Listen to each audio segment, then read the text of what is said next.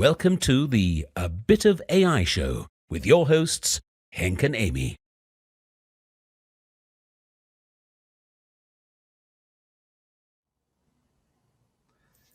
Hello everyone, and welcome to the 11th A Bit of AI show. My name is Henk Boelman. I'm a white male with brown hair, wearing glasses and a dark blue shirt today. And hi, my name's Amy. I am a female. I am wearing a blue shirt with pink flowers. And today, Henk, I chose this outfit because the weather was looking to get slightly better. It's sort of the end of May. It's okay. It was better yesterday. And so I've jumped too early, I think, on the summer clothing, unfortunately. Yeah, we decided to go camping like last weekend, and I decided May is like too early for camping. It was just raining. Oh no. There we go. Our life in Europe is always unpredictable weather, I think, when me and Henk live. Exactly, yes. So once again, welcome everyone to the A Bit of AI show. And this show is not about weather, but is all about the story from the people behind AI. Because in our job, as cloud advocates, Amy and me meet so many people around the world. When we were traveling, now we meet them virtually. And we realized that there are so many different skills involved in bringing an AI solution to work. From pre-sales to recruiting to actually creating the deep neural networks and running them finally in production and learn from them.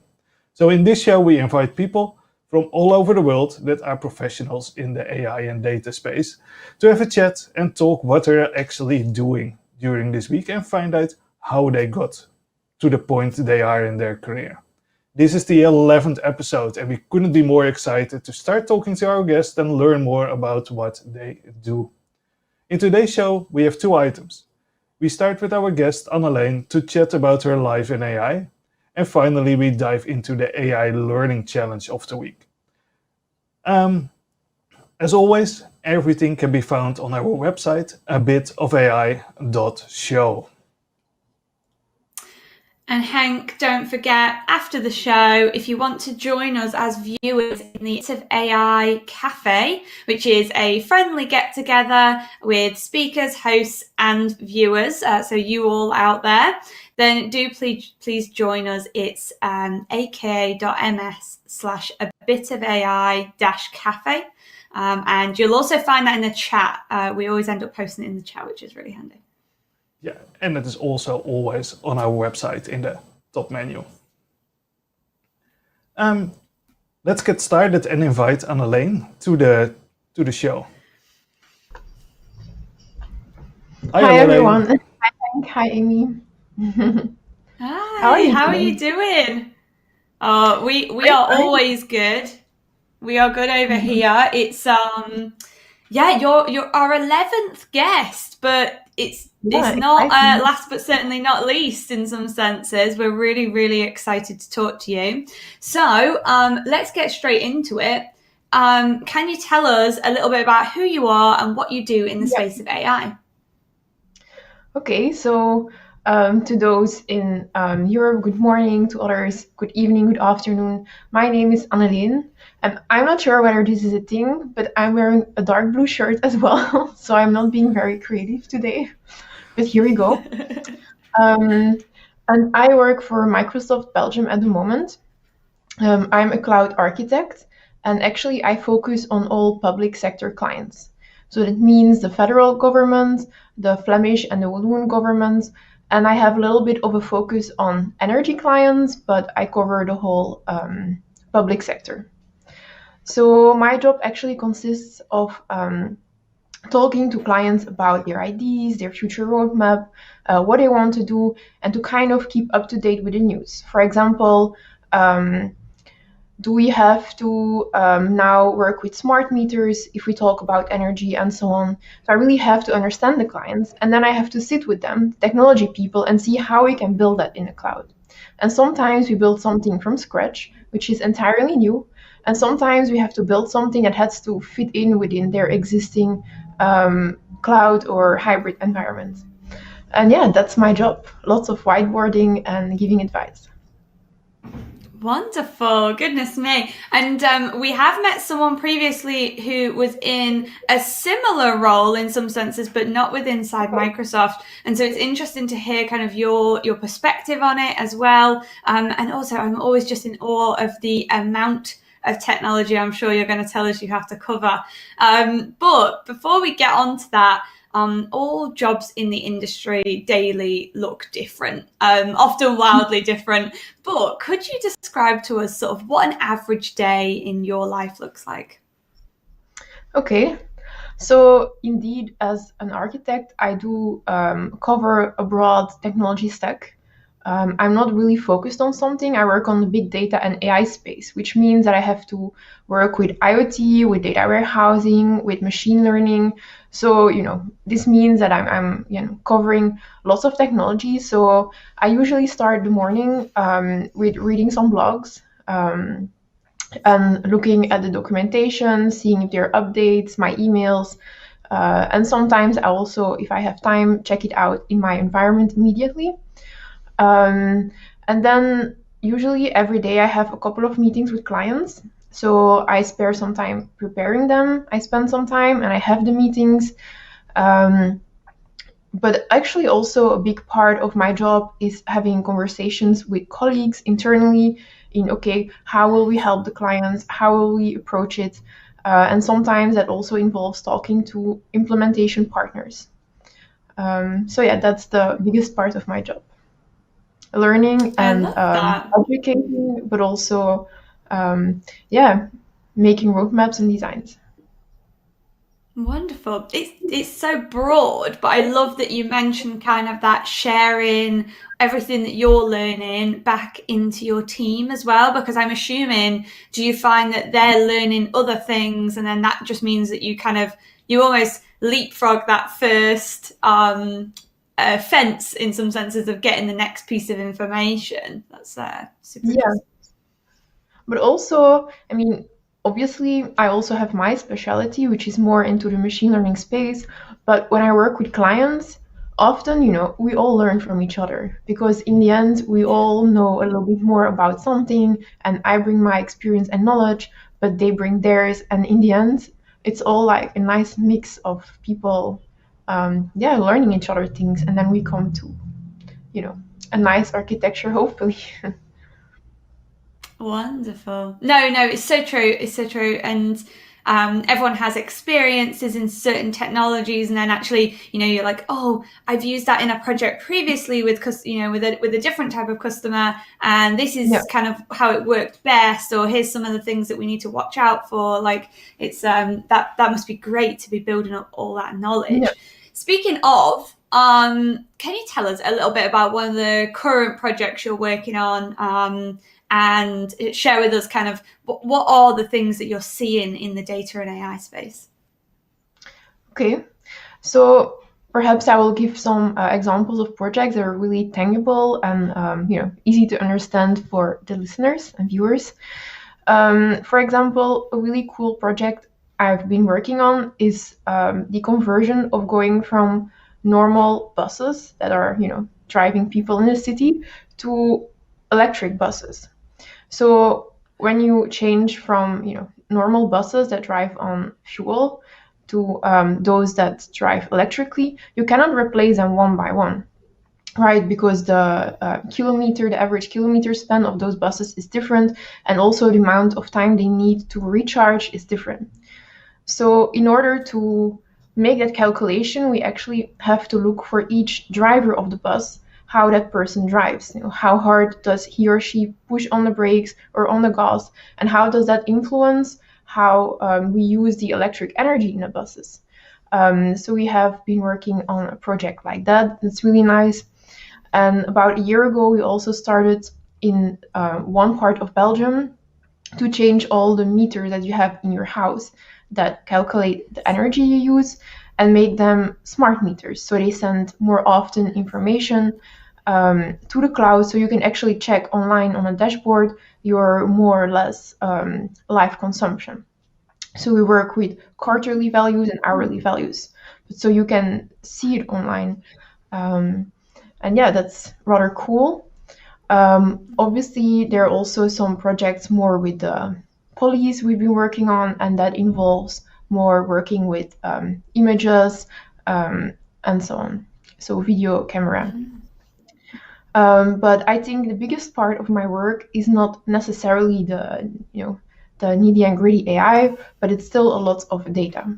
Because when companies want to do machine learning on a greater scale, they do most of the time need to have a good data platform in place.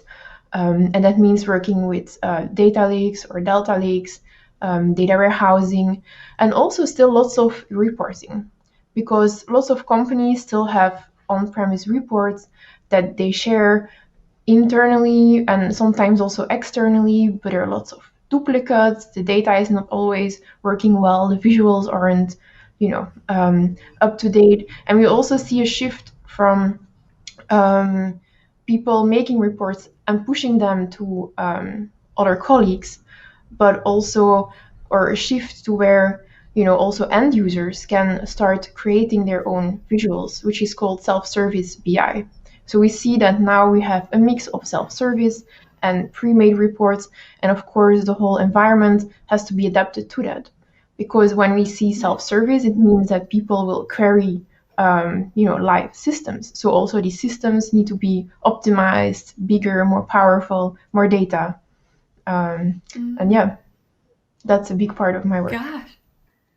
No, it's interesting you tap on that kind of data side of it. Like you said, you specialize in machine learning, you cover data and AI, and actually these things almost don't come without each other. Like AI doesn't come without hopefully some kind of tidy data estate or that that first step, which is getting data through reporting into people's hands so that they can make decisions. I love the piece around self-service. I do always find that's important. Like as much as we have those like pre-built dashboards that will tell you the high level, you often want to dig into something very specific to you, right? And that's kind of what's most important to be able to get out of it. Yeah. That's great. That's great. And so you mentioned kind of that piece around, okay, we're looking at data estates. What types of technologies are you seeing being used there?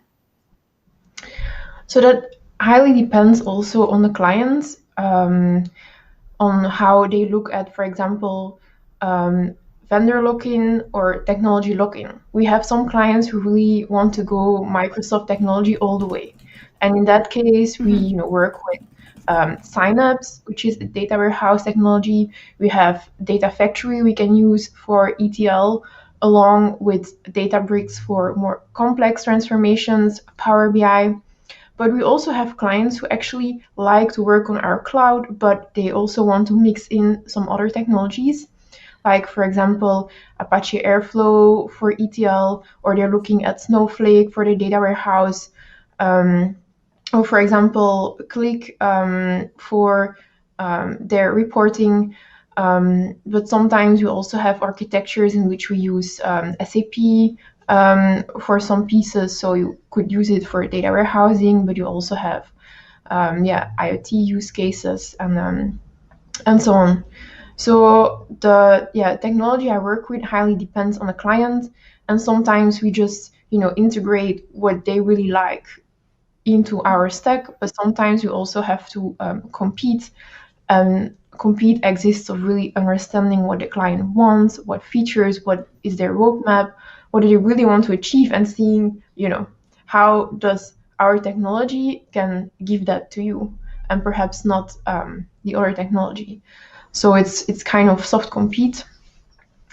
And then for machine learning, often we use Azure Machine Learning Service, the SDK, but we also use lots of notebooks, or sometimes it still happens on virtual machines. And lots of technology that is being used in that space is also often open source. Yeah. Oh my goodness, Annalene, we're going to need to spend more time with you. You just mentioned about 26 different technologies that you know about. So we definitely have to have more time with you in the future. But Henk, you wanted to dig a little bit into how Annalene got here. Yes, exactly. So it's really interesting to learn what you're doing at the moment. But I'm also interested in how you got to this point in your career. Where did you start, and how did you move into AI? So I actually have a really, let's say, interesting background. When I started to study at university, I wasn't really very sure I wanted to do IT. I always loved mathematics and computers, but I started my first year off taking law classes and economics classes and language classes.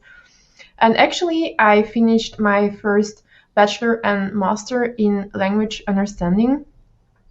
But I really pretty soon realized that I really was missing the mathematical side and a more analytical side.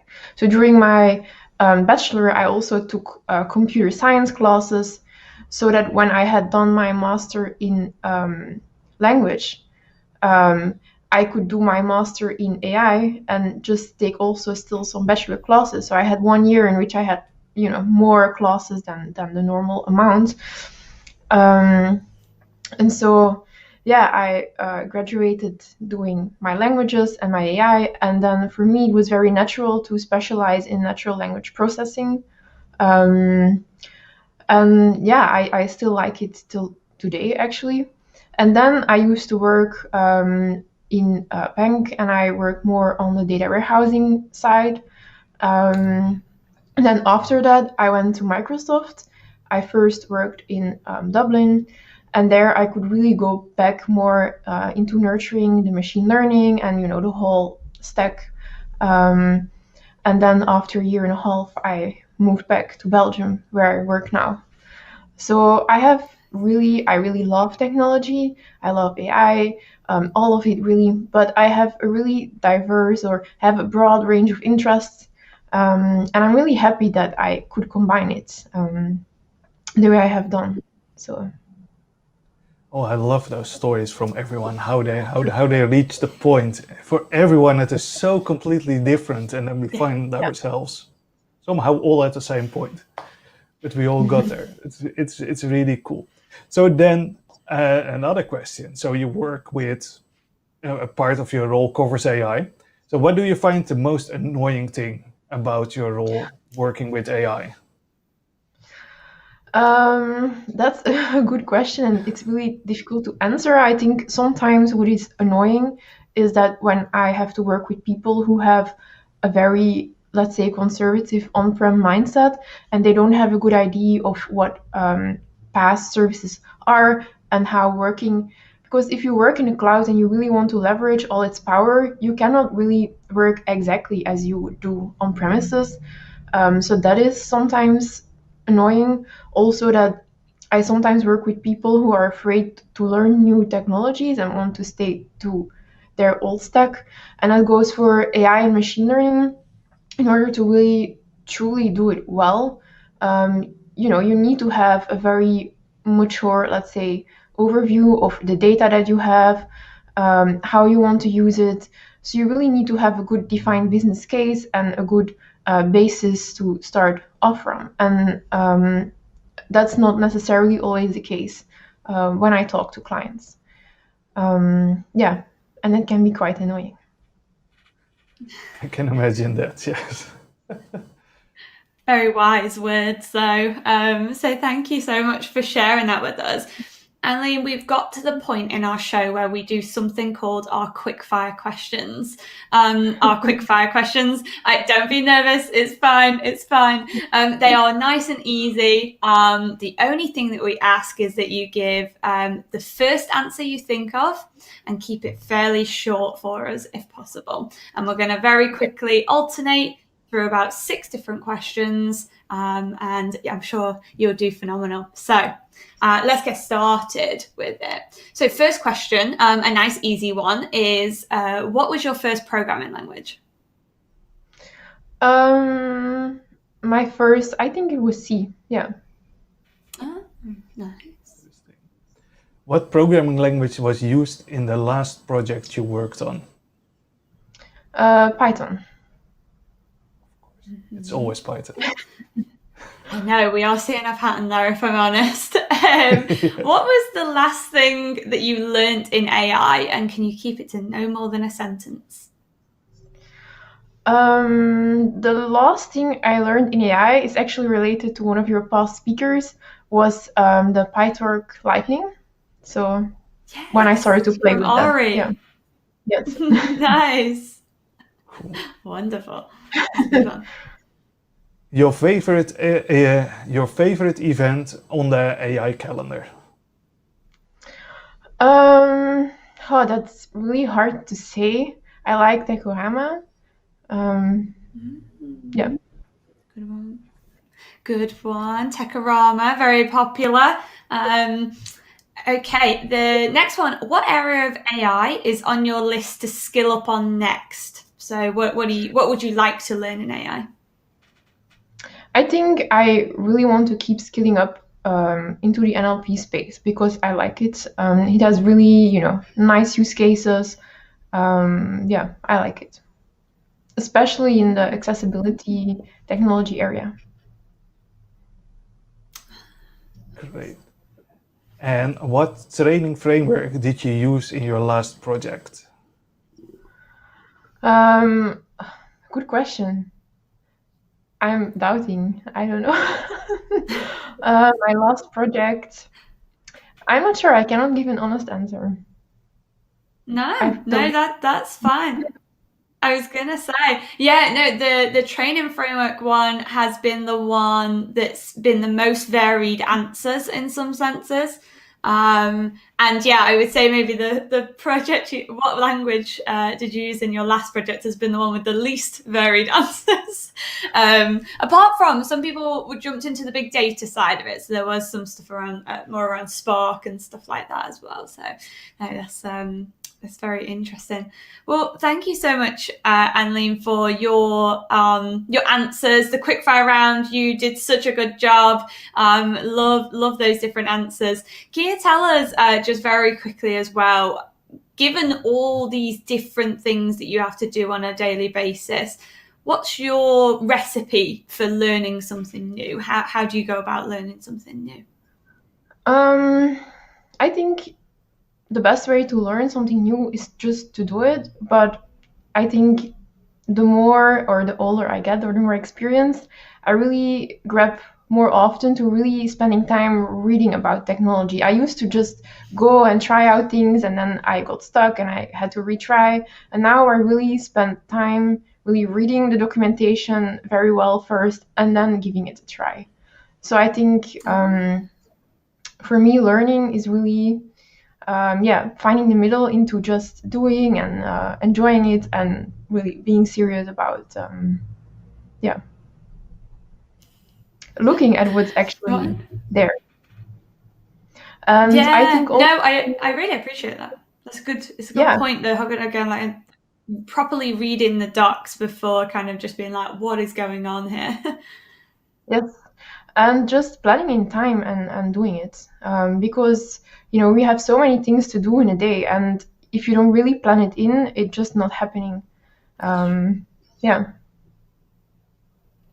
I hear you. I need to do a bit more planning of it into my calendar as well, to be honest with you. Like you said, you never ever leave it to the last minute in some senses. Try and have that time carved out, especially in the space of AI. Well, Annelien, it's been an absolute pleasure to have you on the show. Thank you so much for coming, telling us about what you do, how you got to where you are, answering our quickfire question round, but also giving us a lot of insight on how you learn as well.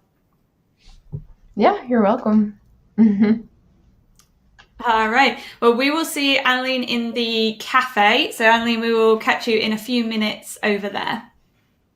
Okay. I think, by the way, that Django must have been the last one, but I wasn't sure, so I quickly. Oh, there we go. Wonderful. Quick, get that in. The last answer. Good stuff. All right, we will speak to you in the cafe, Annelien. Thank you so much. Bye. Thank you. So, episode 11 is almost finished. I know. So, I don't know everyone, how. yeah. So, I just have one announcement of an event that is taking place, and it's taking place next week. It's actually very obvious. It's built. It's going to be from, I think, Tuesday up to Thursday, depending on your time zone. And I've seen the schedule, and it's going to be great. Do you have any insights on what we can expect for AI sessions, Amy? Oh, I signed up, I registered, so go to mybuild.microsoft.com to go register for Build next week. We've obviously got different themes going on at this build, so go and check out the 4 themes. That will help you pinpoint your area in which I was able to kind of dig in and fill up what I love, my backpack and my schedule with all the different things I'd be interested in. And I also love that there's a lot of quite interactive sessions that you kind of RSVP for. I think that's really cool. I'm excited to get involved. Perfect. Looking forward to that. So I think we are going to close up with our Learn Challenge. So what did you pick this week, Amy? Well, I thought I would go along a slightly different line. So after speaking with Annalene, and we talked so broadly about all the different things she had to cover, I thought it was really important to focus on the data side of it this week. We've done a lot with AI pieces specifically, but we've maybe neglected a little bit that the data has to be in a great place, in a robust system in some senses that you're able to actually build off for these machine learning and AI experiments. So I've popped 3 different modules in there. We have explore roles and responsibilities in the world of data. So roles and responsibilities being who does what different types of skills they have, and all the different types of data you might be looking at. And then I went sort of pure data store and went for the introduction to Azure Data Lake Storage. Interestingly, I had a tweet recently that talked about an analogy I used many years ago around data lakes, which someone found quite entertaining and remembered. So definitely go and check out some data lake information. And then finally, how do you get your data first into the cloud? So integrating data with Azure Data Factory or Azure Synapse pipelines is definitely a really exciting one. That's actually one that I have not done, so I need to go and do that this week. I have to do them all. Yeah, we have to do them all. So if you go to aka.ms/abitofai-learn, you will find our Cloud Skills Challenge for this week there. It is open right now until Monday. Wonderful. Well, we only have a few seconds left, so I just want to say thank you so much for joining us today, and we really hope you've enjoyed the show. We're here every Thursday at 10 a.m. Central European Time for 30 minutes. But in the 30 minutes after our show, so in 1 minute's time, do come and join us in the A Bit of AI Cafe at aka.ms/abitofai-cafe, where you can talk to ourselves, you can talk to each other, but you can also talk to our wonderful guest. And so with that, just want to say thank you so much for watching A Bit of AI show with Henk and Amy.